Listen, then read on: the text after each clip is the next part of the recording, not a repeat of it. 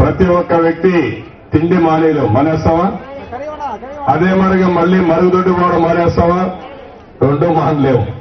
కానీ రోడ్డు పక్క కూర్చుంటేనే సమస్య. అక్కడి నుంచి ఈగలు దోమలు అన్ని మన తిండి పైన వాడడం, ఆరోగ్యం పోవడం, చాలా సమస్యలు వచ్చాయి. దీనికి ఒక పరిష్కార మార్గం చూపించాలనుకుని మనం అనుకునే సందర్భంలో కేంద్ర ప్రభుత్వం కూడా ముందుకు వచ్చి స్వచ్ఛ భారత్ అన్నారు. మనం ఇంతకుముందు పరిశుభ్రం ఆరోగ్యం అన్నాం.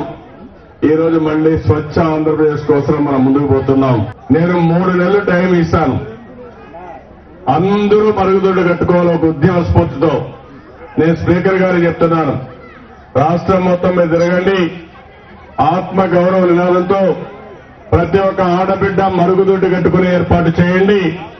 దీనికి ఆయన ఒక ఛాంపియన్ గా ఉండమని చెప్పి మన స్పీకర్ గారిని కోరుతున్నా. వారికి కావాల్సిన నిధులు కానీ కావాల్సినటువంటి అధికార యంత్రాంగం పూర్తిగా సహకరించడానికి మేము చేస్తాం.